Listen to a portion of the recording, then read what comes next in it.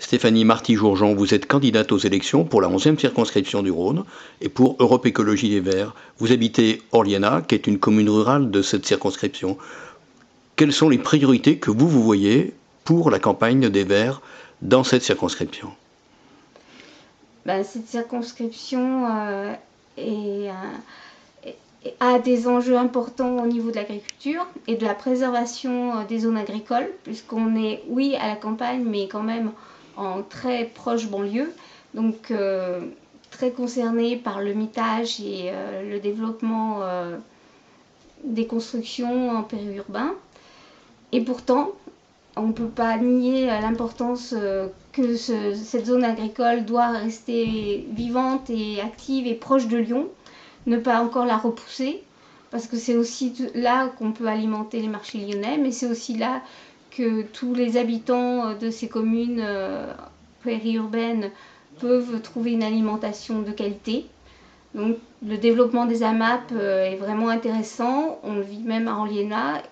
Ça permet par exemple de soutenir un jeune qui démarre dans l'agriculture, parce qu'il est d'emblée sûr d'avoir un certain nombre de ventes assurées dans sa semaine.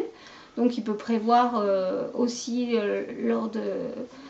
lors de ses semences en fonction de ça, et ça c'est un soutien important pour l'agriculture. Surtout que là on choisit en plus d'exiger sur la qualité bio des produits.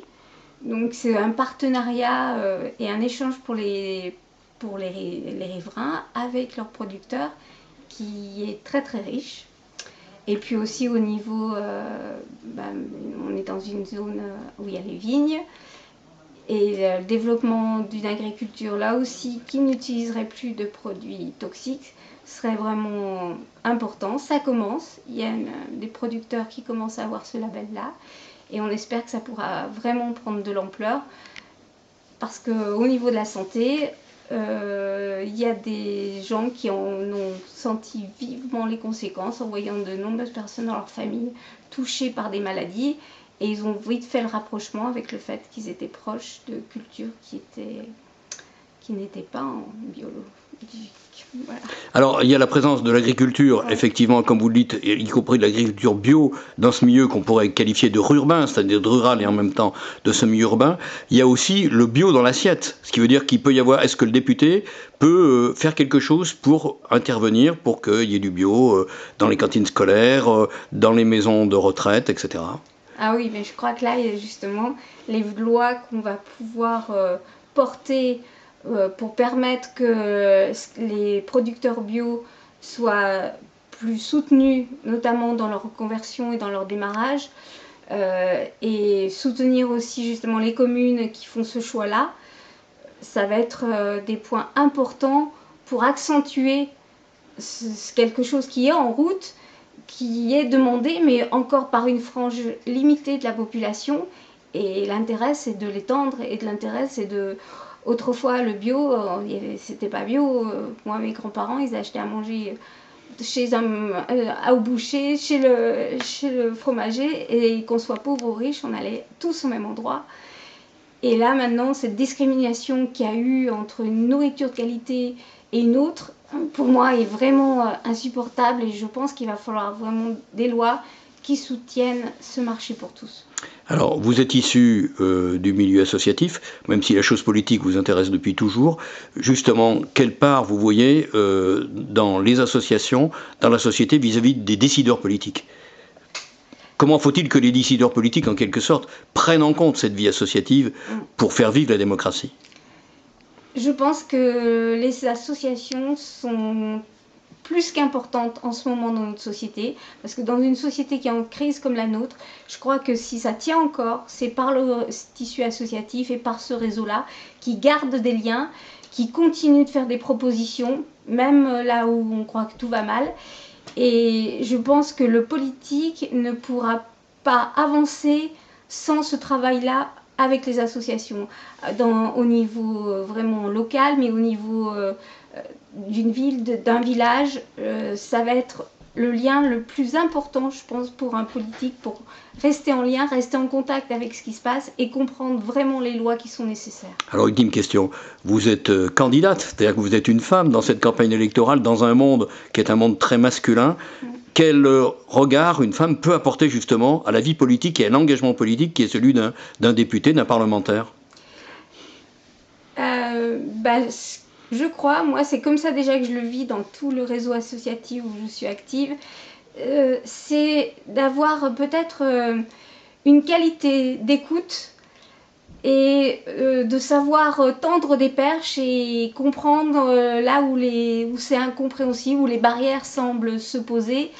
Et ben, je pense que quand on a l'habitude d'avoir des enfants, quand on a l'habitude de régler des conflits, quand on a l'habitude de porter un peu l'idée que tout le monde soit bien, ou à la maison, ou à une réunion d'enfants, d'école, je crois que c'est un rôle qu'on développe, c'est une intuition aussi de savoir aller au-delà des obstacles qui pourraient nous différencier et les transformer en richesse et dire mais oui, on peut s'entendre quand même avec ça.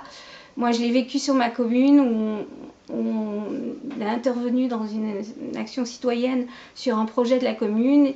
Et en tant qu'écologiste, les gens me disaient mais c'est pas à peine qu'on vienne discuter avec toi parce que toi, des voitures, t'en veux pas, t'es vert.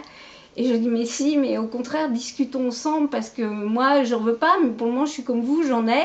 Et si moi, je peux me garer parce que j'ai un terrain pour le faire, je comprends que dans le village, vous puissiez avoir aussi besoin de places de parking qui seront nécessaires pour vous et pour votre vie quotidienne. Donc, je crois que d'aller au-delà des clivages, de toutes ces idées préconçues qu'on a les uns sur les autres, c'est vraiment peut-être un atout féminin. Au présidentiel, il n'y a pas eu de candidat vert, puisque Yannick Jadot s'est désisté pour Hamon. Est-ce qu'on peut dire que votre candidature aux législatives est une candidature de témoignage, ou est-ce que vous pensez réellement aboutir? Alors moi, quand je fais quelque chose, c'est pour aboutir. Hein. Je ne me pose pas les questions des statistiques ou pas. Je pense qu'il faut des candidatures comme ça.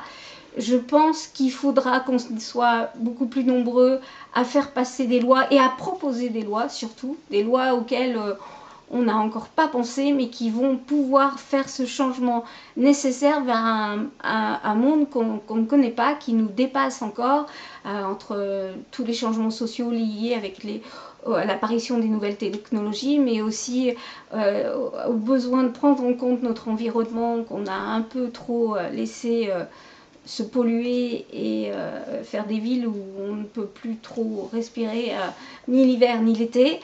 Tout ça, il va falloir vraiment des lois pour le faire.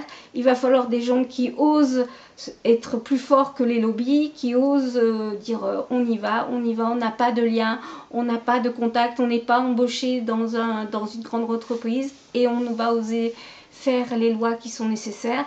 Donc moi, je le fais à 100%. En me disant aux gens, écoutez, si on peut faire quelque chose, si on peut faire un monde plus doux tout de suite pour nos enfants, il faut le faire. On ne pourra pas dire demain on ne savait pas. On sait ce qui se prépare, on sait ce que l'avenir pourrait être si on ne change pas notre façon de vivre. Alors moi je dis on y va et j'y vais moi pour de bon.